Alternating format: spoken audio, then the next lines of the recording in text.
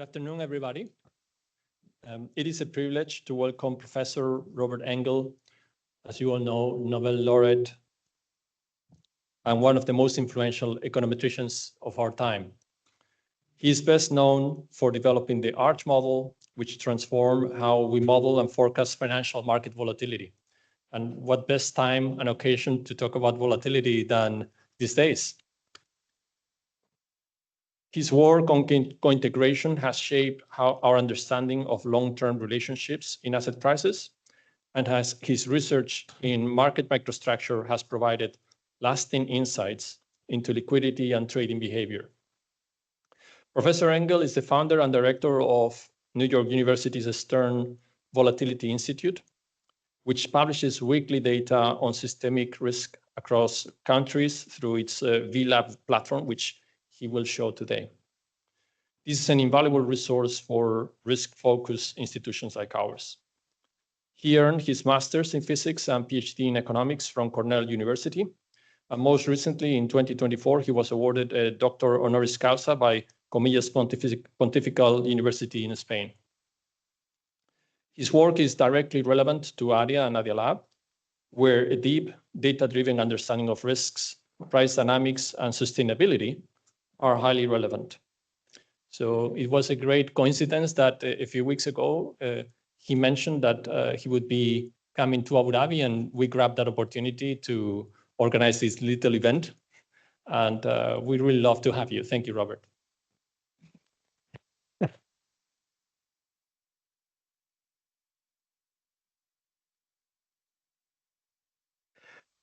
Well, thank you so much, Marcos. It's a great pleasure to be here. It's our first time for all three of us. I should introduce my co-director, Dick Berner, and the director of the Volatility Institute at NYU Shanghai, Xin Zhao. So I'd like to think of this as kind of an informal talk. So I would like to have you ask questions as we go. I'm going to show you some of the things that we're doing in New York to measure risk in lots of different ways. And this is a good time to be talking about risks in financial markets. In fact, I kind of waited till this morning to take some of the pictures that I wanted to show you. So, this is kind of fresh off the press, and so I'd like it to be informal and question and answer and so forth as we go. So this is a beautiful volcano in Chile, and if you actually could see a little more closely, there's just a faint wisp of smoke coming up in the top. So it's not really dormant. And we tend to think some of the risks are kind of like that you might see hints about them, but then they erupt. And we need to be prepared or resilient to these risks. And so one of the things that the Volatility and Risk Institute does is try to measure risks of all different kinds. And some of the measures that we have really do have forward-looking characteristics because they're based on asset prices, and asset managers are uniquely, in many ways, aware very early of risks. So what I'm going to talk about is the website that we have. It's called VLAB, for Volatility Laboratory. And of course, the name of the institute that we run in New York is the Volatility and Risk Institute. So I'm going to talk about VRI and VLAB today. So our agenda is to measure risks in financial markets in lots of different dimensions. We originally started during the global financial crisis, trying to come up with measures of risk which would explain the devastating effects that we saw from the financial crisis, but also give us indicators of whether there are other risks building up over time. And we have, I think, shown that this measure is useful. We had a little mini financial crisis a year and a half ago or so, and it was very predictive on that. And a lot of central banks look at our measures as one of their indicators of what's going on. So we have a lot of things to say about financial risk. We also have some things to say about climate risk, and I'll talk about that. We study cyber risk, geopolitical risk, and pandemic risk, and how they interact is of particular interest. So we're going to, I'm going to show you a lot of things in VLAB, and one of the things I'm going to show you is a map of the world like this at the bottom, which is coded by volatility, and where red means that the volatility is higher than it's one of the highest times it's been recorded for this country, and green means it's one of the lowest that's been recorded. And you can see it's in this picture, which is an old picture, it's been all over the place. But there are actually 8 little sections of VLAB that study different kinds of risks. So the first one is volatility analysis, and that is based on trying to forecast the volatility of individual stocks, broad market aggregates, global aggregates, ETFs, and so forth, and is really very comprehensive. And I'll show you some of that. The second section looks at correlations for different classes of assets. We'll look a little bit at correlations between currencies, but we have a lot of different other kinds of correlation measures in there. These are all things that are updated daily and using technology, which is basically based on the volatility model that the Nobel Prize came from. The systemic risk analysis is a way of understanding risks in the financial sector. We have a long-run value at risk analysis, which is an attempt to try to figure out in the long run how risky different stocks and assets might be. Liquidity analysis tries to measure changes in liquidity that happen on a daily time frame. Fixed income analysis is looking at how the term structure of US Treasuries evolve. Climate risk analysis, we'll talk quite a bit about, is looking at where are the risks from climate change. And finally, what I call common volatility risk analysis, which is where there are volatility shocks which are common across a large set of assets, such as countries of the world or asset classes within one country, and so forth. And I think stuff like that is kind of what we're seeing now. And just to highlight that, here's what this picture looks like today. The whole world has turned red in just a matter of a couple of days. And this is an event that we're all paying attention to. We're trying to figure out what is the right thing to do. You are trying to figure it out even more than I am because you have to do something about it. But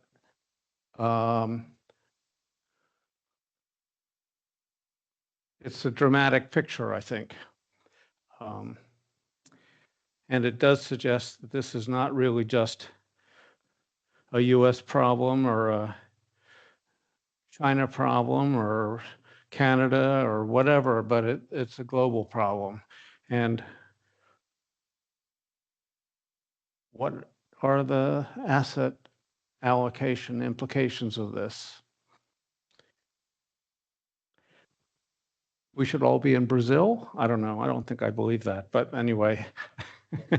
Okay, so let's take a look at another slide. So what we've done here is we have maybe 10,000 assets that we follow every day. And we built volatility models for all of these assets, which are re-estimated regularly. And then we put them in different buckets. So for example, the top one is which countries are most volatile?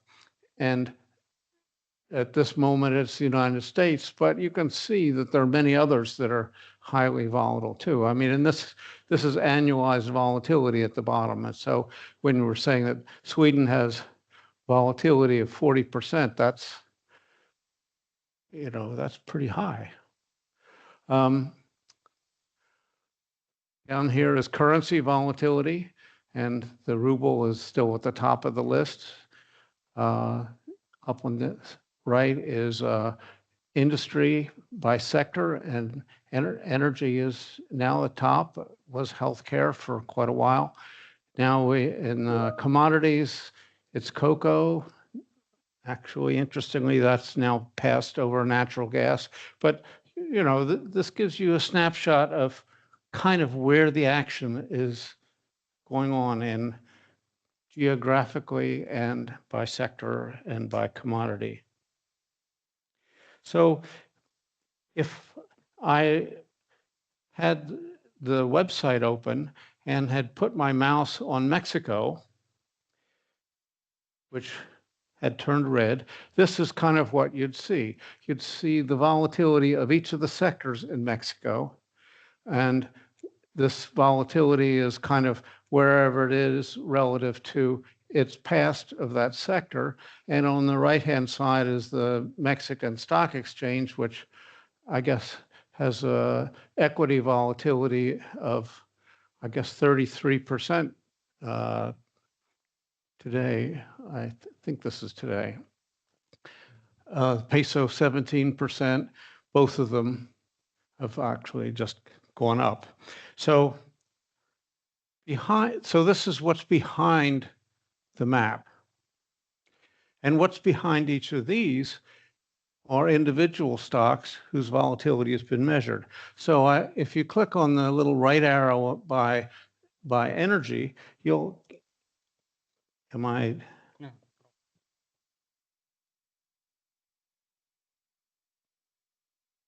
Keep talking. Okay, I'll keep talking.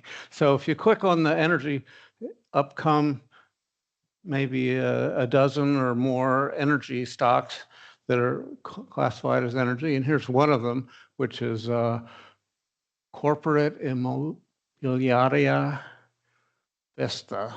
Anyway, I don't know. So I don't know this company, but here's its volatility over the last 2 years, but we can actually go back to probably 2000 of what the volatility of this company looked like.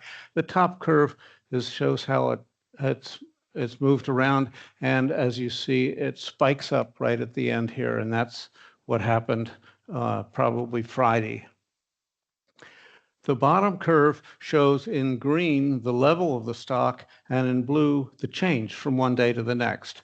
And so volatility is really a measurement of how big are the changes, as you probably know. So when these changes are clustered together and quite large, that's when the volatility is high.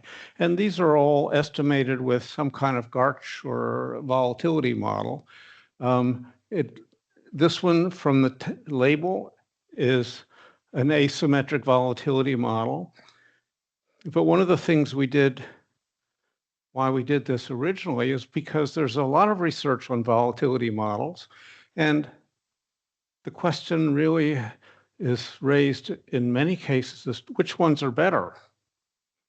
Which one should you use?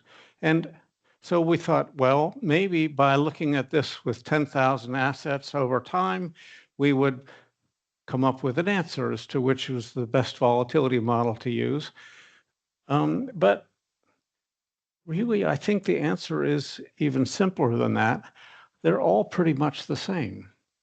You estimate all these models, and you can actually plot them in VLAB, and you'll just see that they really move together pretty well. It doesn't mean that one isn't slightly higher and sometimes slightly lower than other times, but basically, I think it's not the case that there is some wonderful volatility model that's going to dominate all the others. And so I think that actually simplifies the way we think about the world. We can measure volatility in a lot of different ways, and we get pretty similar results. And it's a way of understanding how much risk we're taking.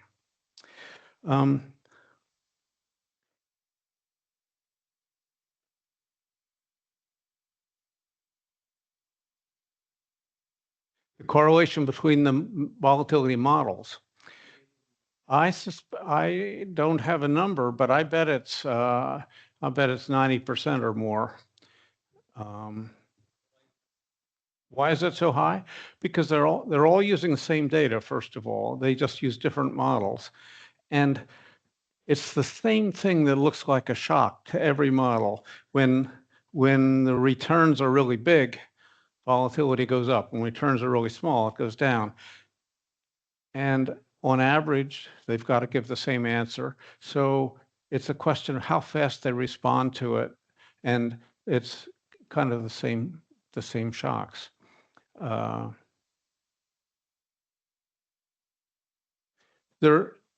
mean, if you're interested in this, there are a couple of things which are importantly different. Many of the models don't pay attention to whether it's an up market or down market. They're just interested in the size of the return. Well, it turns out that the sign does make a difference, that negative returns are more predictive of future volatility than positive returns. And so this GJR model is a model which has asymmetry in it. So when you plot an asymmetric volatility model against a symmetric one, they move pretty much together, but the differences are mostly between days of down moves and days on up moves. One is more responsive to the down moves than the other. So that's one difference. Another difference is some of them are more sensitive to extreme values than others. And so it turns out that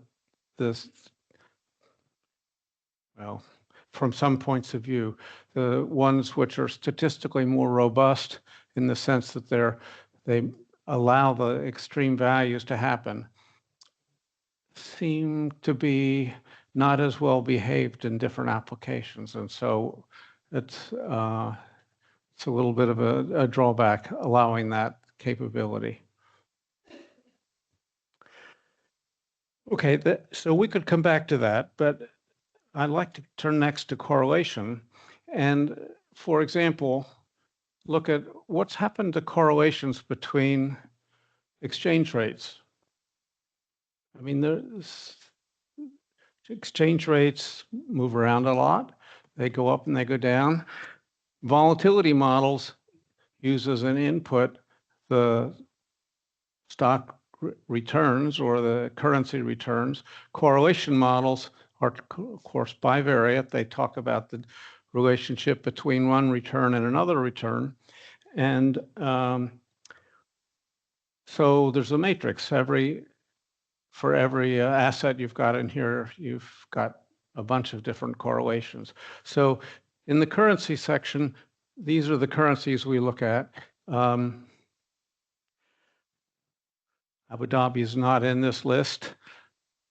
You know, maybe if we put out, let me say it differently. We are considering putting a branch of the Volatility and Risk Institute at NYU Abu Dhabi, and that's really why we're here. And if we do that, then I'm sure we'll have Abu Dhabi in this matrix, but at the moment it's not here. So there are all these currencies here. We use daily data, and then we try to estimate how the correlations move. And you might have used things like rolling 30, 60-day correlations or something like that. But we use a statistical approach, which basically estimates the volatilities, calculates the standardized movements in returns, and then has a dynamic way of estimating the correlations between those, which we call DCC, or for dynamic conditional correlation. And this is, again, a method of estimating which is based on the work that the Nobel Prize was given for. And so here is a picture of what the correlations look like today among these 20 different countries. And the dark colors are highly correlated and the light colors are not so highly correlated. In fact, there could be negative correlations in blue, or in the middle is sort of green, and the right down the bottom here, this is kind of a code for what the correlations really are. But if I take my mouse and put it on top of one of these squares, I'll see the picture that's behind it. And I'm going to show you Mexico and Canada. So why am I showing you Mexico and Canada? Well, because they were the first ones to get tariffs put on by our new administration. And here's MXN is Mexico, Canada is CAD. So you come down here, this is the box here. And you can see it's higher than its neighbors, which I think they're ordered somehow by average correlations. So if you click on it, you'll see a picture that looks like this. And the correlation sort of ranged from 0.5 to maybe 0.3 over, this is a 2-year period. I could have looked back further than that, but it goes up and down and up and down. But kind of what you see is right at the end here, there's a big jump up.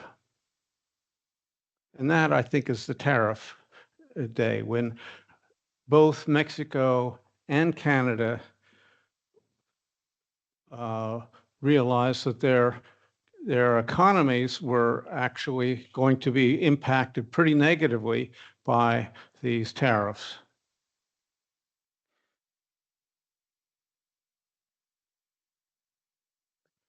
Okay, I'd like to, I mean, we could come back and look at other ones of these, as if you want to see other kinds of correlations you want to see, which we are in one of these indices, then we can certainly do that, because I think we've got internet here that I can do that.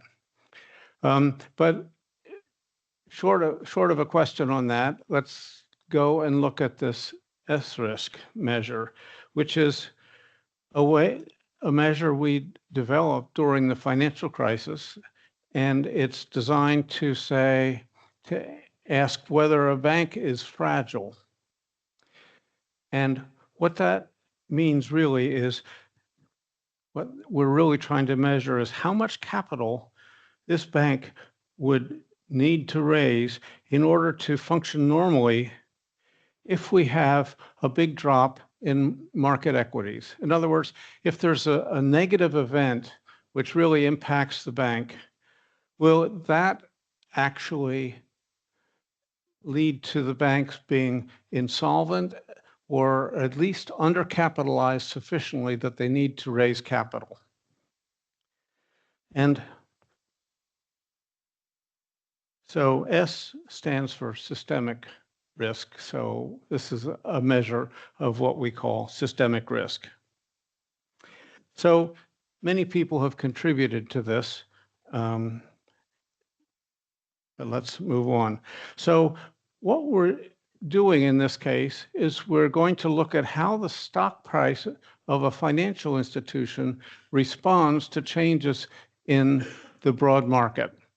And if we do this for global countries, we think of the broad market as being something like ACWI, or the All Country World Index.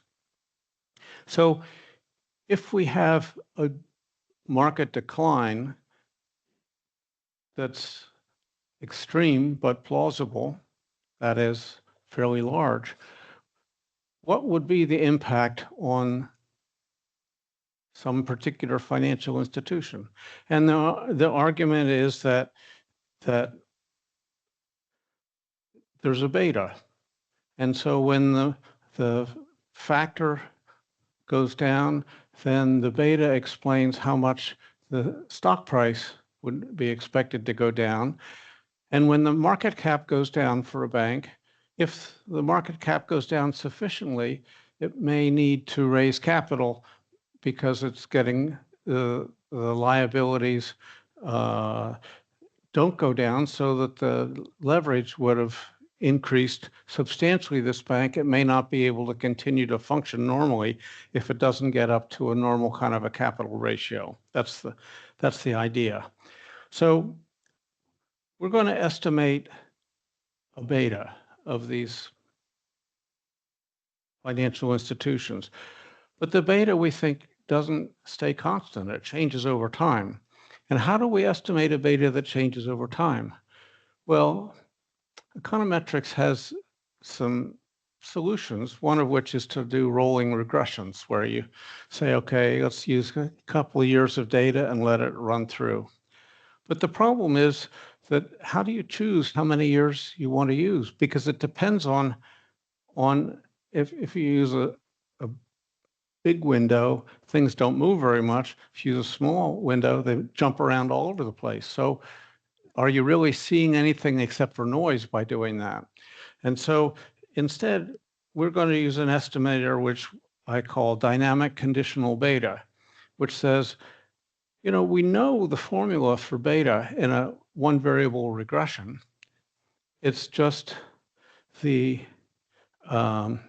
correlation times, well, it's the ratio of the covariance between the dependent variable and the independent variable divided by the variance of the independent variable. It's just a simple ratio.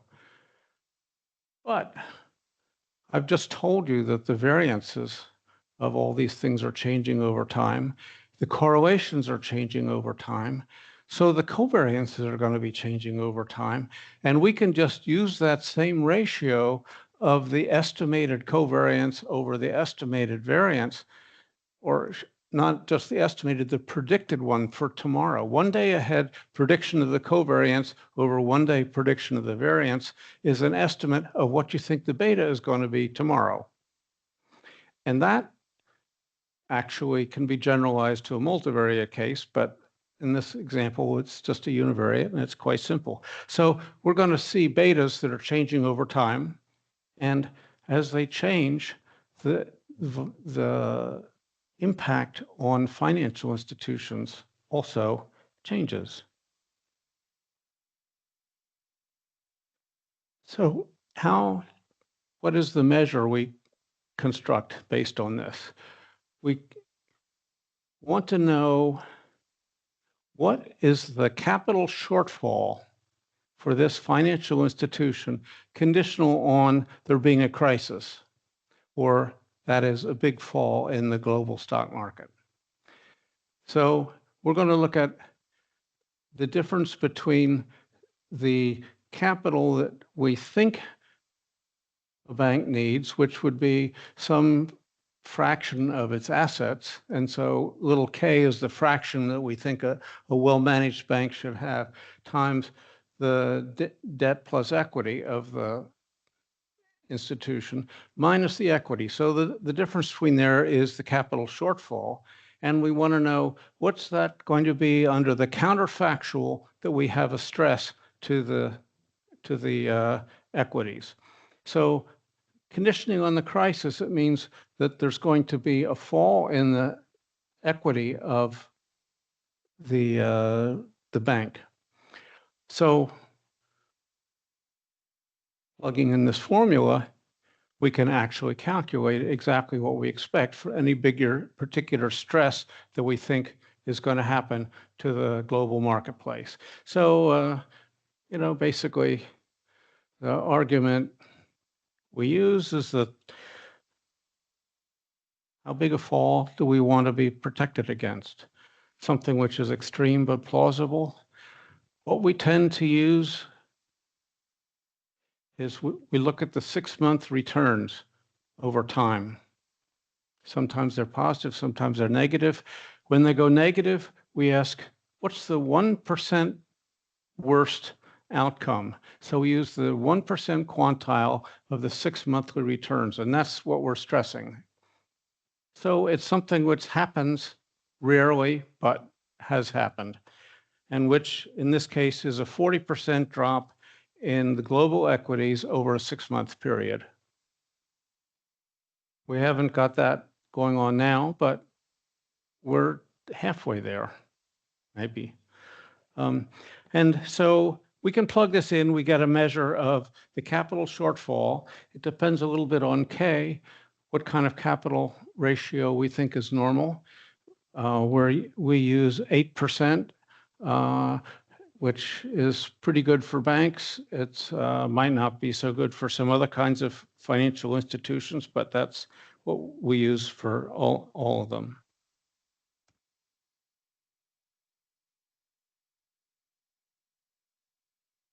Now,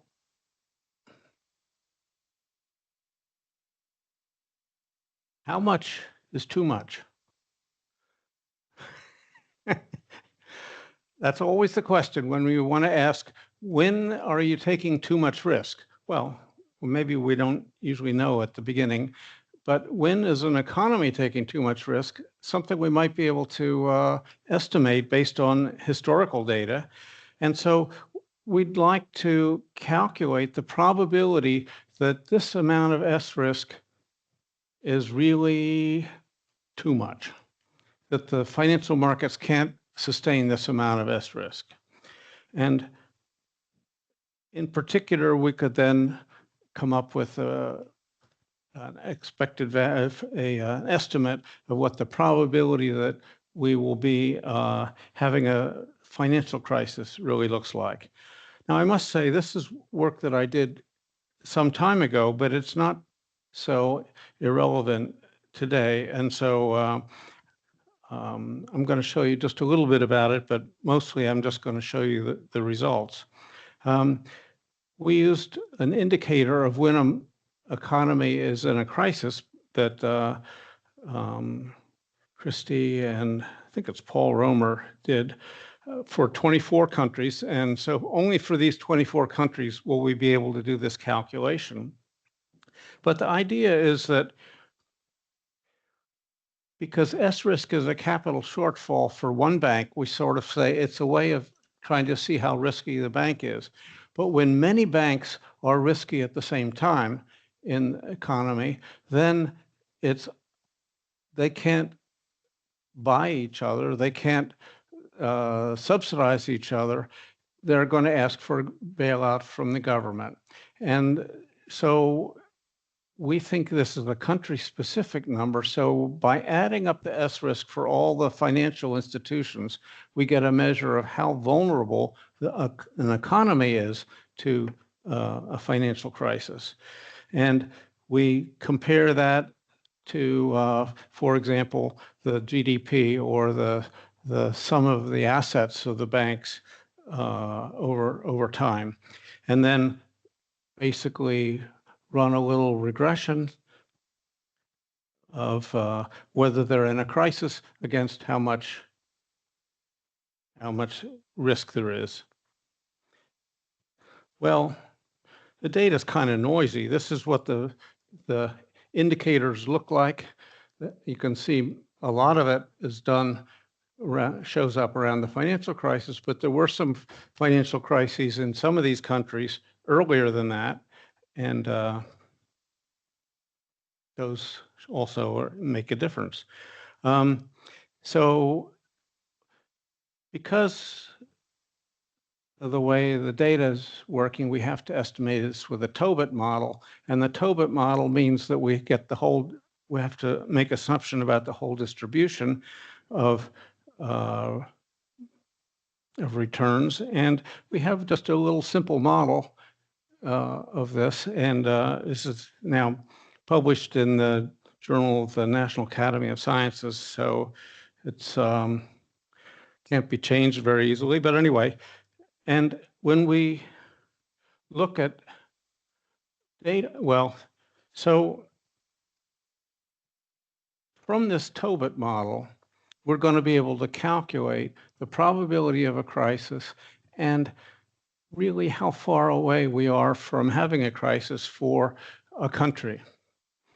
And when we look at the data on S-risk, this is the first picture of that, we see that China's banks are very, by far, the most exposed banks in the world in terms of the amount of capital they would need to get up to an 8% capital ratio. Now you might say, well, they haven't had a financial crisis. And I think the answer to that is pretty clearly, that's probably not surprising because these are mostly state-owned banks. And the state is going to guarantee these banks. And so there is no possibility of a bank run, or one of the ways a bank is likely to fail is through depositors leaving the bank. They don't want to leave their money there, so they leave. And yet today, China, which has been a very wealthy country, has a lot of obligations too. And they have a real estate sector which needs to be bailed out. They have local governments that need to be bailed out. There are maybe a lot of demands on the reserves that they have in China. And so it's possible that this is riskier than it used to be.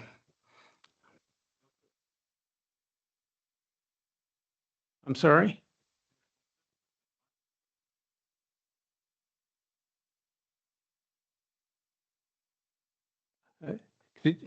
Sorry.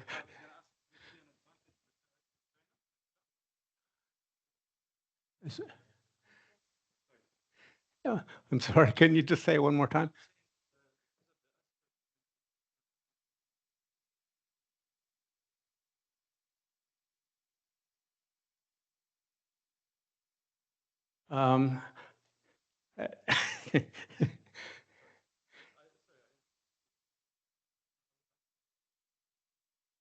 You were asking about, yes, what about it? An advantage or a disadvantage? Okay, okay. Well, it means the banks can make a lot of loans. That's what you're saying. So the banks can loan up a higher proportion of their assets if they're guaranteed by the government. Okay, thank you. That's a good point. And I think this is actually part of Chinese policy. That's right. Okay. Yeah. So it means perhaps there's more risk, but perhaps it's a policy decision which might make sense. Yep, I agree with that. Okay, so who else is on the list? Japan, United States, France, UK, Canada, and so forth. So is this too much risk? Well, let's take a look at the global economy. If you add all these up over time, that last chart was just today, but this is now over history. You see this has been rising. It rose and it was particularly high during the financial crisis. It went down. The European sovereign debt crisis put it up again. And now it's gone up a lot. The pandemic increased S-risk quite some. And there's some evidence that it's coming back down again, but it's still high. Where is it high and why is it high? Well, if you look at Europe, you can see that it's really about the same height as it was during the financial crisis. And there's some hint that it's decreasing, but not dramatically, and certainly not as much as down as it was in before. If you look at China, you can see why the global S risk is rising, because China has been increasing steadily since about 2000, well, anymore, the financial crisis. And so here's what you see in the US, and we now have 3 charts. The red one is the S risk measure. The blue one is what we call the capacity. So the bigger the economy, the more S risk you can tolerate, is the idea that when a small country has a big capital shortfall, they have a hard time finding enough resources to fill that capital shortfall. But a big country has lots of resources that can do that. So the output as the capital shortfall is easier to finance if you have a bigger economy. And that's the reason the background rises over time, because GDP is going up. It's also the case that when the rest of the world is undercapitalized, it makes your country more risky, because you can't get a loan from somebody else if you need to repo or borrow something. So in any case, from these 2 pictures, we get a probability. The probability of being in a crisis was about, so this is now just looking back 10 years, but there was just a point where we just basically exceeded the capacity, and so the probability, and the capacity is defined as how much S risk can we have and not have more than 50% probability of a financial crisis. So when we just touch that line, it is 50%. That's not new information, it's the same information. However, you can see that during the pandemic, it looks like we had more S risk than gave us a 50% probability of a financial crisis. And so the probability actually rises more. So, well, we didn't have a financial crisis. The Fed injected a lot of money into the economy, and we recovered. Possibly fiscal response was too great, which may be part of why we had inflation over the last couple of years. But in any case, the fact that the probability was high meant that policy was probably warranted, at least some policy was warranted. Where is the S risk today? This is April 4th, and the bank with the most exposure to systemic risk is Citigroup, followed by Bank of America, Goldman Sachs, Prudential, Lincoln National's insurance company, Corebridge Financial, Equitable Holdings. So you see a bunch of insurers in there, which we consider as financial institutions, but they're not banks. And this is the rest going down. So this changes over time. If you look at Japan, you see a slightly different story. You see that Japan has been pretty close to the full capacity all along. And so there have been sort of flirting with having a financial crisis for years.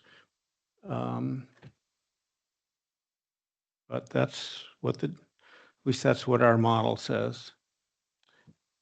France looks like they are a little bit below the 50% point most of the time, but they had a peak during the pandemic and another peak in the financial crisis and a third peak in what we think of as the European sovereign debt crisis.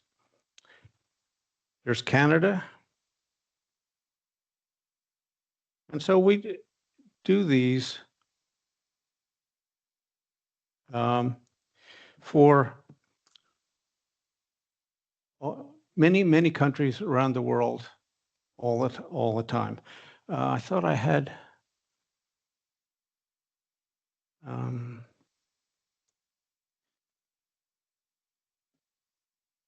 hang on a second here, I think. There it is. So what about Abu Dhabi? Is there S risk in Abu Dhabi? So here's what we see when we look at Abu Dhabi banks. We see some substantial S risk here, but actually the numbers are pretty small. These are in billions of US dollars, and it might be $4 billion at maximum is what was needed here. A second peak during the pandemic, and really nothing to speak of today. In fact, if you look at the S risk table, these are the banks that we follow in Abu Dhabi. They're sorted by S risk, and you see that the most risky one is minus $23 million. So that says the capital shortfall is minus $23 million. So therefore, it's a capital surplus. So this bank has more capital than we would say they need for financial stability. And if you look down the list, of course, they're all negative because they're sorted on that variable. So looking at Abu Dhabi banks today, they look pretty safe. And I guess that's not too surprising, but it is perhaps comforting. I don't know.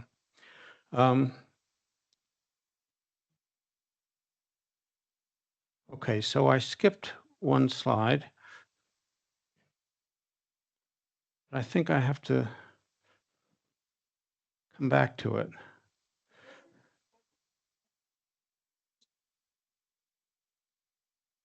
Is it what?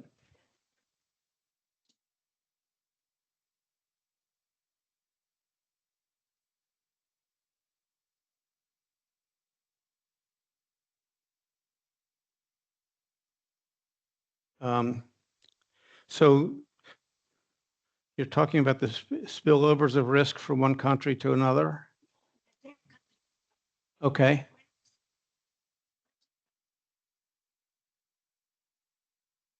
Right.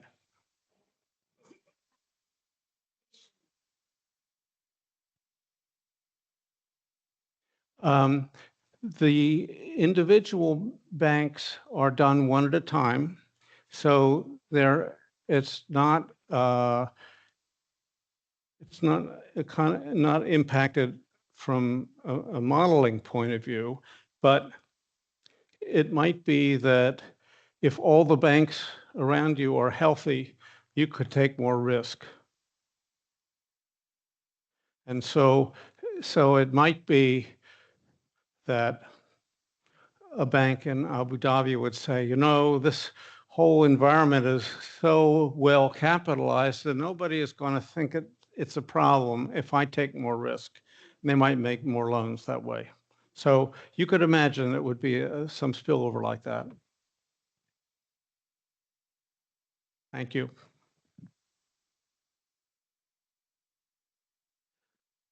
All right, so this is what I wanted to say about preventing another financial crisis. That we might be prepared for the last one, but the next one might be different. And we have to keep thinking about it. So I want to talk now a little bit about climate stress tests, because there's a lot of interest around the world in doing climate stress tests. In particular, there's the NGFS, which is the network for greening the financial system, which is a network of central banks who are all trying to figure out how to see if their financial institutions are vulnerable to the effects of climate change. And we have developed stress testing financial institutions for climate change very much along the same lines as I just have shown you for market risk. And you could think about market risk as being one of the causes that would initiate a financial crisis. But you could think about climate as being another one that could initiate a financial crisis. If financial institutions are heavily invested in companies that are hurt by climate change, then the financial institution might be vulnerable to those kinds of risks. So we want to see if we can work out that kind of method. So the idea is to do the same estimation where we're looking at the beta not only for the collapse of the financial markets, but also for a collapse of an extreme climate event. And to measure an extreme climate event, we use a climate hedge portfolio, which is a portfolio which is essentially a long-short portfolio where the short part is brown and the long part is green. And so you say, when there's a climate event, this portfolio might move a lot. And so expectations about the future are embodied in this kind of portfolio if you've done it right. And so if the risk of climate change increases, then your portfolio should, well, if it's a hedge portfolio, it should decline. And we're actually going to turn the beta around, so we'll make a positive beta, and you'd see a higher beta for your financial institutions. So we're going to look at stresses which are not the market stress anymore, but now we're going to look at a stress which is a climate stress to see which financial institutions are exposed to that. And we're going to calculate two different measures. One measure is what we call C risk, which is the top graph here, which is the capital shortfall from a climate event. The bottom curve is what we call marginal C risk. And the difference is that the marginal one tells you how much the capital would change because of the climate event, but it doesn't tell you whether capital is adequate or not. In other words,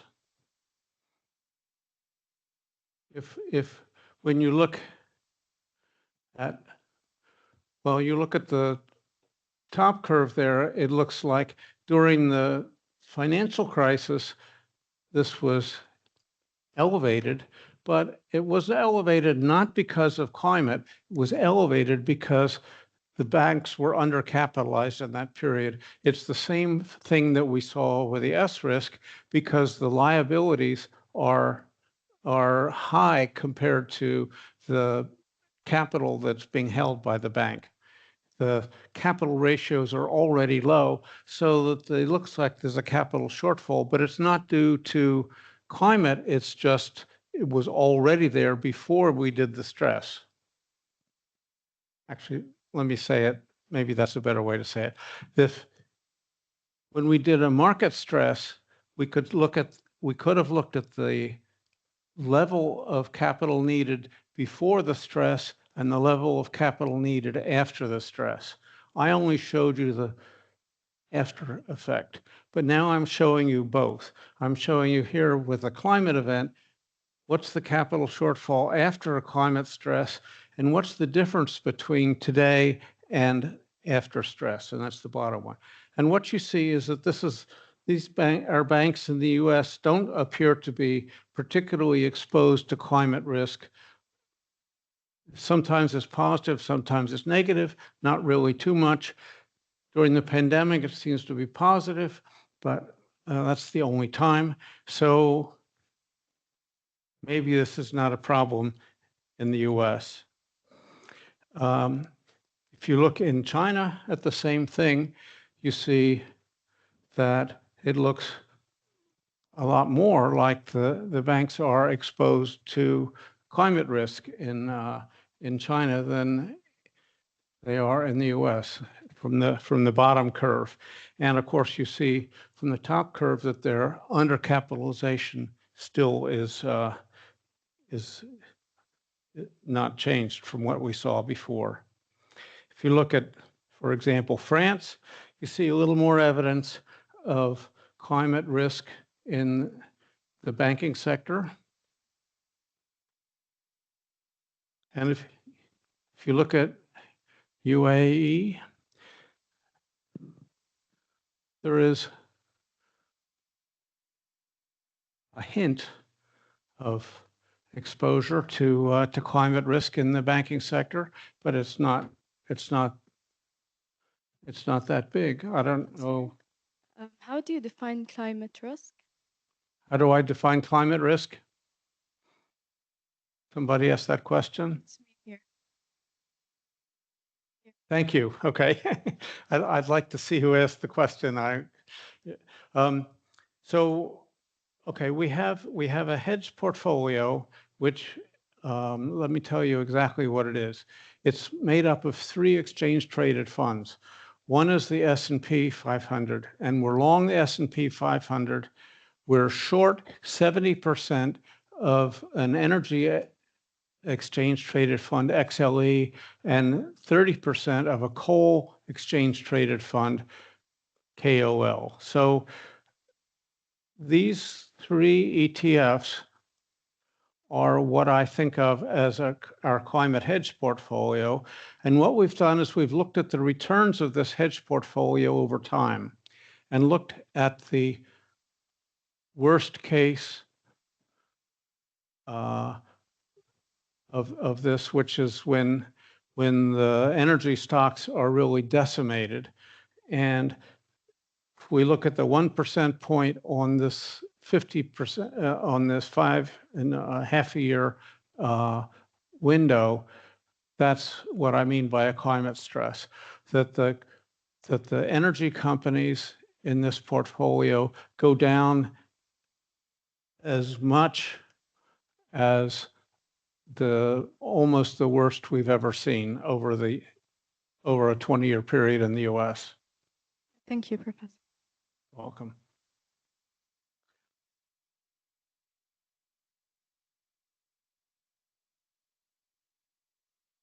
And if we look, okay. So then one more thing we could look at. Oh, wait a minute. Before we do this, we also look at a bunch of sustainable funds in the US. And I guess many of these funds are probably available globally as well, but we have about 200 funds that we follow. And one of the questions we're always trying to answer is, which of these funds are performing well and why? And is there a choice between these funds that is particularly relevant for us? And so here's just an example of the funds that we look at. What we've got over, actually, I don't quite know what period this is. It's either 1, 3, or 5 years. We have return, volatility, Sharpe ratio, correlation with news about climate change. We've got, and then a couple of other things I'll tell you in a second. So these are now sorted by Sharpe ratio. And of about 200 funds, the highest Sharpe is 1.17.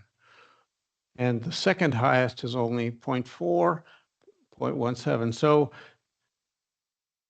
most of these funds do not have high Sharpe ratios at this moment. You can see the returns on the top fund is 20%, but you don't have to go down very far before it drops very substantially. And that's the average return, I believe, over this period is negative, and the volatility is probably fairly substantial.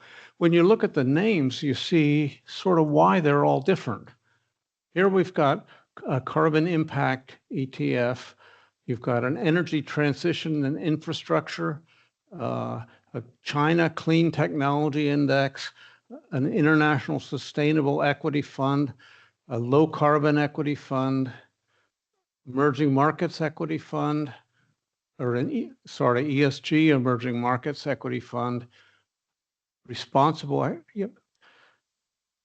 There are a lot of choices about what we think sustainability really means, and these funds take different options. So at the moment, there's one that you would wish you had been in, but the question is, does that mean it's going to be good in the future? It's not clear.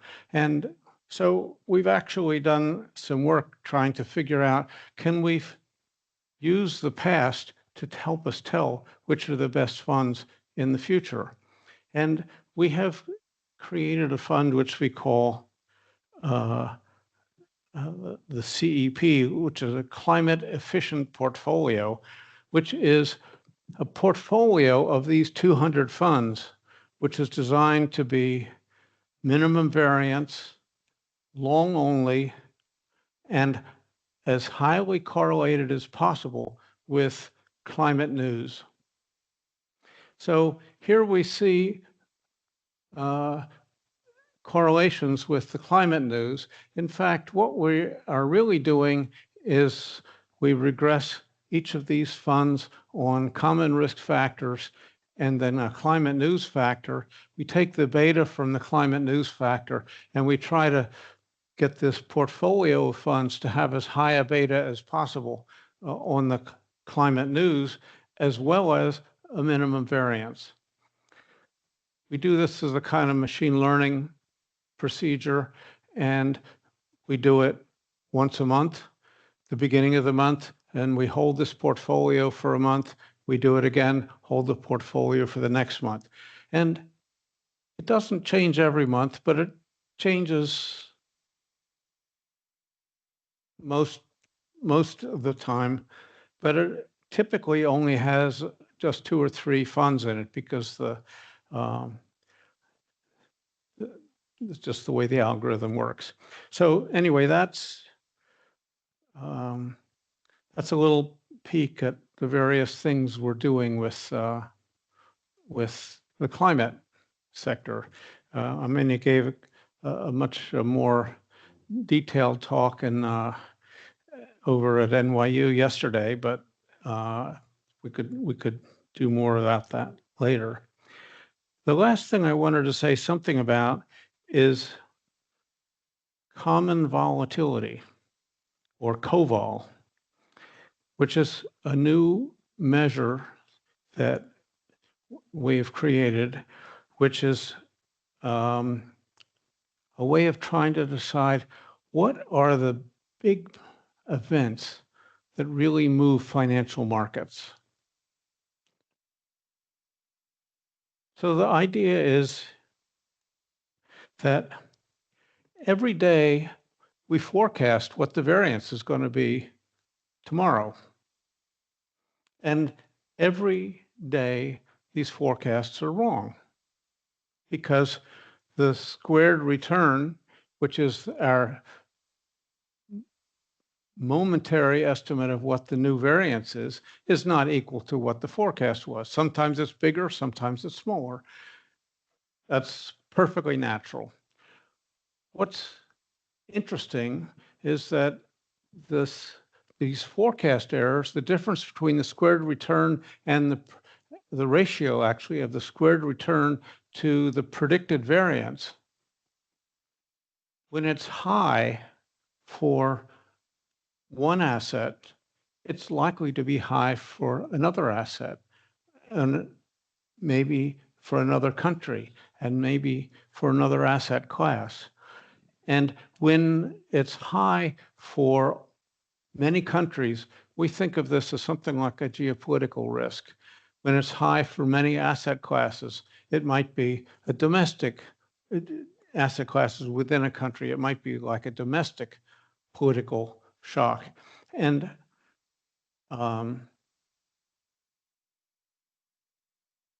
we have a nice little algorithm that estimates these things, and we keep it up to date. So what do we see? What are the most important events we see? So from the point of view of the US, we have something like 20 different asset classes in here, large stocks, small stocks, NASDAQ, exchange rates, short-term interest rates, long-term interest rates, a couple other things. So what are the events that make all of these things riskier than we thought? Well, number one was November 6th, 2024, when Donald Trump was elected president of the United States, the second time. One before that is September 17th, 2001, which was when the market reopened after September 11th. January 10th, 2000, which is basically the dot-com bubble. The next, then there was the Trump election in 2016. So, and then March 9th, 2020 is really the day COVID really became a global phenomenon, and it certainly became a US phenomenon. And down here by number 13, we get last Thursday, the global equities slide as the Trump administration imposed tariffs on all their trading partners.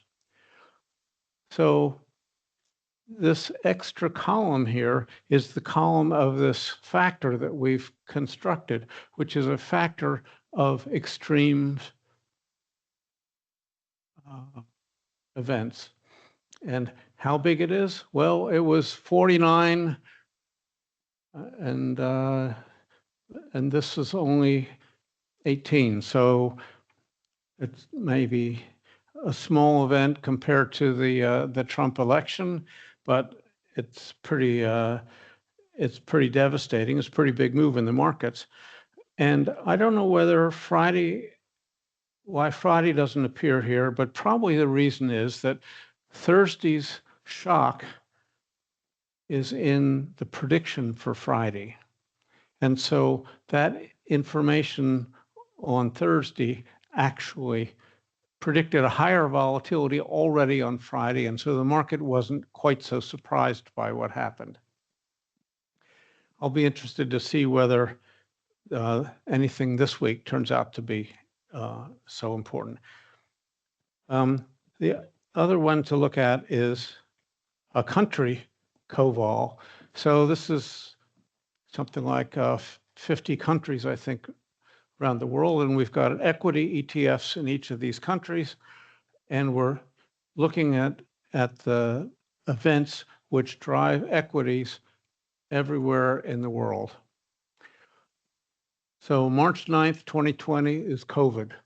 That's the biggest event we've seen. Brexit is the second biggest. 9/11 is the third biggest.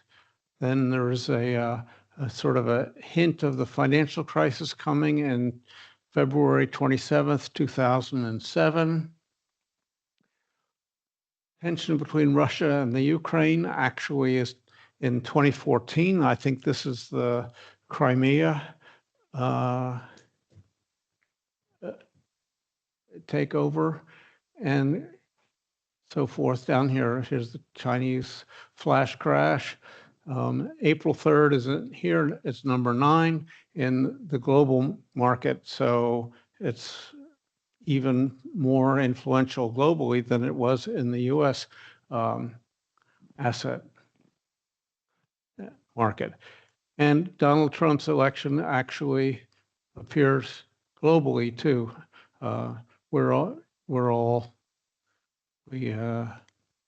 Everybody in the world has responded to that election in a way that was unpredicted based on the day before. So, in conclusion, the goal of VLAB is really to help decision makers by measuring risks. We need to keep our measures up to date so that we can see risks in a timely way. And we have shared our measures with the Volatility Institute at NYU Shanghai and are ready to share with you. We hope they'll be useful. We're here because we are considering setting up a branch of the Volatility and Risk Institute at NYU Abu Dhabi. And one of the things that would be very interesting to us is if there is collaboration that would be fruitful between us and you here at ADIA. So that's kind of why we're here. That's why I'm doing this talk. It's a little bit why I did this presentation about VLAB. I really encourage you all to look at it at some point, and you may not remember what the URL is. So it's very easy to find if you just Google VLAB at NYU or something like that, or it will come up immediately. And so you can do it on your phone, you can do it on your computer, and it's easy to see. So